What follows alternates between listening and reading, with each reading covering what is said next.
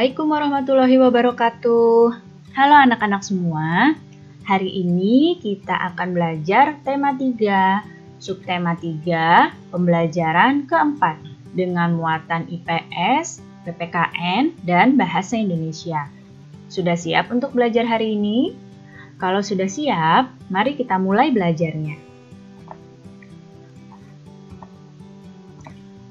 Indonesia merupakan negara yang kaya akan keragaman, baik itu agama, suku, bahasa, pakaian tradisional, adat istiadat, sosial, dan lain-lainnya. Keragaman sosial budaya tumbuh dan berkembang membentuk kebudayaan sesuai daerah masing-masing. Keragaman ini mendorong pembangunan sosial budaya di Indonesia.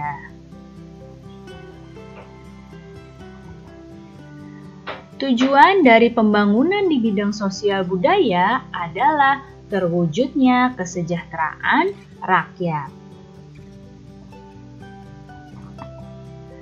Berikut adalah bidang-bidang pembangunan sosial budaya. Yang pertama ada bidang kesehatan, kemudian bidang pendidikan, bidang kesejahteraan sosial, bidang kebudayaan dan pariwisata, bidang kependudukan, bidang pemuda dan olahraga, dan sebagainya. Nah, ini hanya beberapa ya bidang-bidang pembangunan sosial budaya. Namun, jika beberapa bidang pembangunan sosial budaya ini terus dimajukan, maka akan terbentuk masyarakat Indonesia yang sejahtera.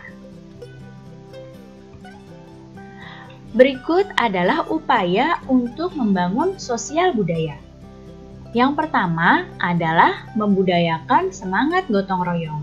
Nah, semangat gotong royong ini sudah ada sejak lama dan jangan sampai luntur dari masyarakat kita. Kemudian yang kedua adalah tolong-menolong antar masyarakat. Yang ketiga adalah membiasakan musyawarah mufakat dalam mengambil sebuah keputusan dan melestarikan budaya daerah, serta menjaga kerukunan antar masyarakat. Jika upaya untuk membangun sosial budaya ini dilakukan, maka tentu saja masyarakat Indonesia akan semakin maju sosial budayanya.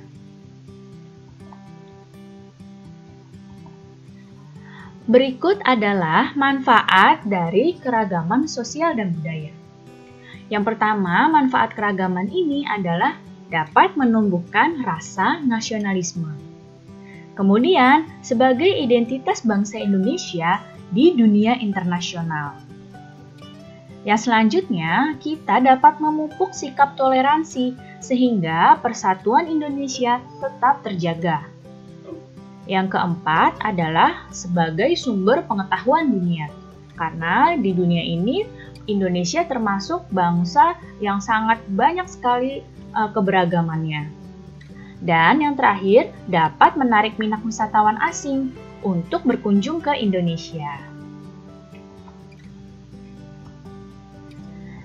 Nah, keragaman yang dimiliki bangsa Indonesia dapat mendukung pembangunan sosial budaya.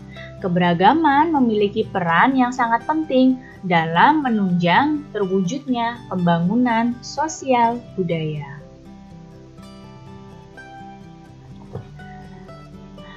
Berikut ada sebuah teks, kalian simak baik-baik teks ini.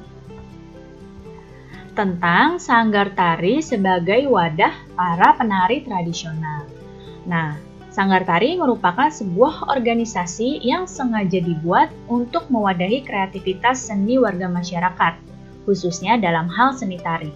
Salah satu sanggar tari yang aktif dalam melestarikan tarian tradisional adalah Sanggar Tari Kambang Tigarun dari Kalimantan Selatan. Sanggar tari ini memiliki misi menumbuhkan dan memupuk cinta budaya Nusantara, khususnya daerah Kalimantan Selatan, sehingga tetap lestari.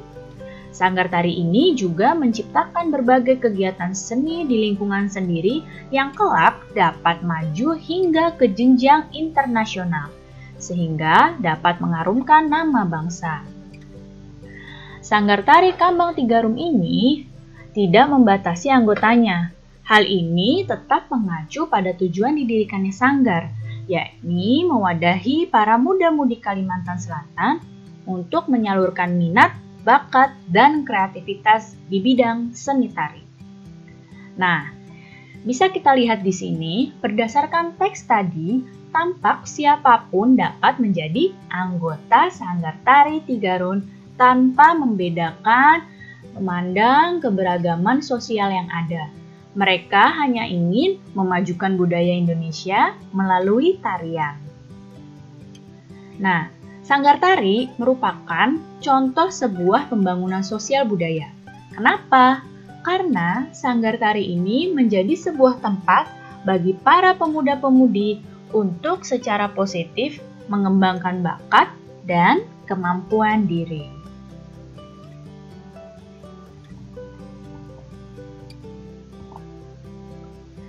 Berikut adalah tujuan pembangunan sosial budaya di bidang kebudayaan dan pariwisata. Nah, yang pertama tujuannya untuk mengembangkan kebudayaan nasional. Yang kedua, mengembangkan kebebasan berkreasi dalam berkesenian. Kesenian-kesenian daerah bisa dikembangkan sehingga dapat terkenal ke luar. Kemudian, melestarikan apresiasi nilai kesenian dan kebudayaan tradisional. Selanjutnya, menjadikan kesenian dan kebudayaan tradisional Indonesia sebagai pengembangan pariwisata. Nah, hal ini tentu saja akan menarik para wisatawan, apalagi wisatawan asing yang begitu senang melihat keunikan yang ada di Indonesia. Serta mengembangkan pariwisata dengan memberdayakan masyarakat setempat. Jika pariwisata suatu daerah itu sudah maju, maka masyarakat setempat pun dapat ikut maju juga. Nah, kemarin kalian telah belajar ya membuat rancangan iklan media elektronik. Nah, untuk iklan media elektronik, kita juga harus mempersiapkan naskah dan sketsa gambar berdasarkan naskah. Sketsa gambar yang disusun berurutan sesuai dengan naskah itu disebut dengan storyboard. Apa sih gunanya storyboard itu? Storyboard itu dapat menyampaikan ide cerita dengan mudah kepada orang lain. Nah, hal ini sangat penting ya, supaya pihak yang berperan dalam pembuatan iklan punya pengertian yang sama dengan apa yang kita kehendaki sebagai penulis iklannya. Seperti apa itu storyboard? Nah, ini adalah salah satu contoh storyboard. Nah, ini storyboard tentang berpuasa. Nah, di sini lihat adegan yang pertama, ada anak yang sedang kepanasan, kehausan. Yang kedua, adegan nanti di iklannya, dia mau masuk rumah. Adegan yang ketiga, dia sedang mengambil gelas.